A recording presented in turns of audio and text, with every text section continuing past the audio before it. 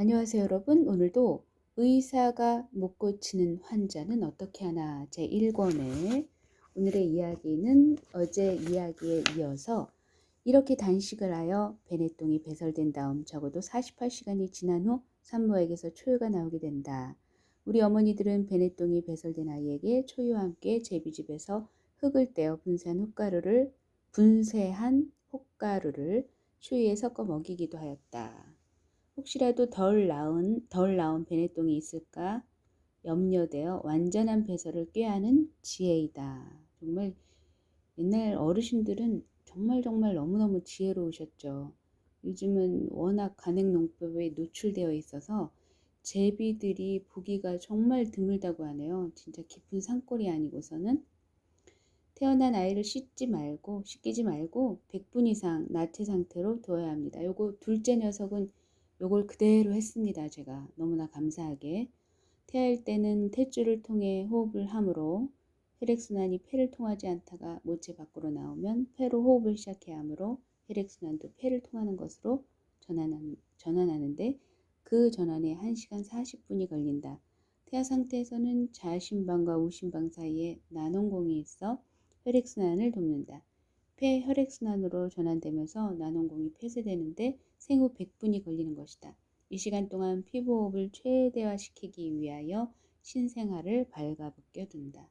그래야 나논공이 제대로 닫혀 좌심방에 깨끗한 피가 우심방에 더러운 피와 섞이지 않고 온몸을 돌게 된다. 또한 피부호흡을 통해서 심폐기능이 좋아진다. 나논공이 열려 있으므로 담즙을 함유한 혈액이 좌심방에서 직접 우심방으로 흘러 신생아 황달을 일으키게 된다. 이로 인하여 성인이 되었을 때 심장, 판만 등을 얻기도 한다.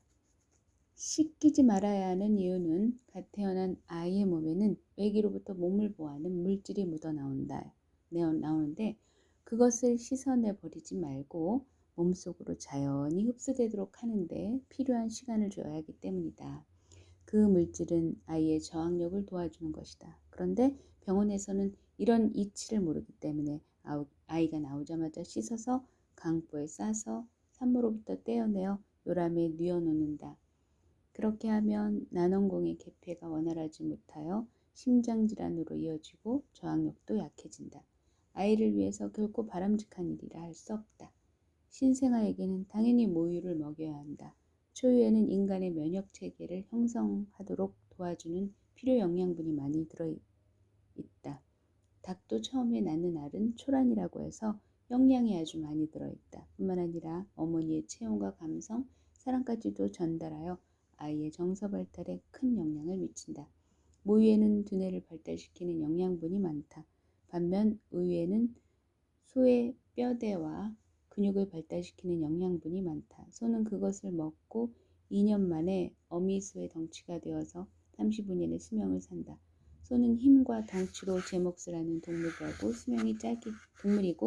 수명이 짧기 때문에 그렇게 빨리 자라도록 되어 있다.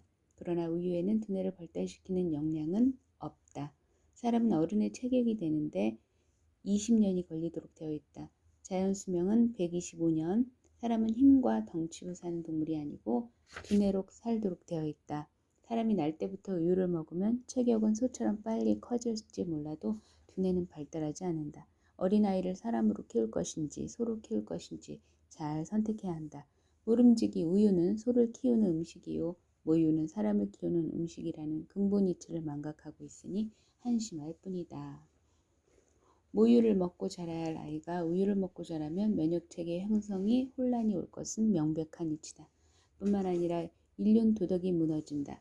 아이에게 우유를 먹이는 못된 습관은 남아도는 우유를 후진국에 팔아먹기 위하여 서양 제국주의자들과 낙농업자들과 그들의 앞잡이가 된 서구 영양학자들이 지어낸 엉터리 미신임을 통찰해야 한다.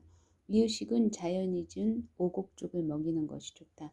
5가지 이상의 곡식이 들어있어 영양이 풍부하고 고르다. 반면 아이들이 즐기는 과자, 아이스크림, 빵, 사탕 등은 아이들을 죽이는 것이다. 이런 것들을 주로 먹이면 온갖 질병이 시달리게 될 뿐더러 인성도 거칠어진다. 아이들을 자연 속에서 야생마처럼 길러야 한다. 요즘 부모들은 아이들을 너무 사랑한 나머지 지나치게 감싸돌고 돌아서 아이들의 자생력을 키워주지 못한다. 조금만 아프면 병원 가고, 조금만 추우면 두꺼운 옷을 입히고, 조금만 더우면 아이스크림 사주고 냉방기를 틀어준다.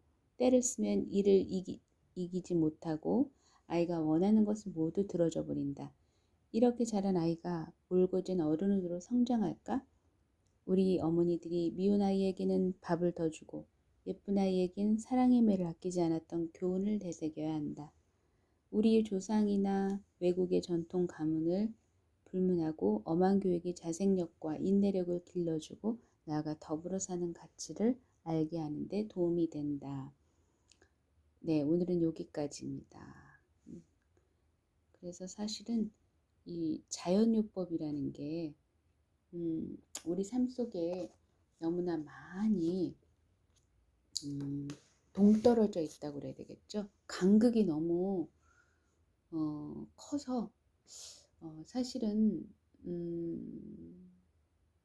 그걸 리폼을 해야 된다 그래요. 리폼? 아니면 리셋을 해야 할 것 같아요. 리셋. 이 현대인들은 편의에 너무 그 자신들을 노출시키다 보면은 자연적으로 질병에 걸릴 수밖에 없어요. 그래서 우리 이 튼튼한 다리를 이용해서 걷거나 자전거를 타거나 대중교통을 이용하거나 이런 것들을 수시로 손, 팔, 다리를 수시로 움직이는 것이 오히려 건강에 이롭다는 것을 잊지 마시고 오늘도 건강을 위해서 나에게 선물하는 날, 말하자면 걸어 다니거나 대중교통을 이용하거나 이런 날을 이기를 바랍니다. 좋은 하루 되시고 감사합니다.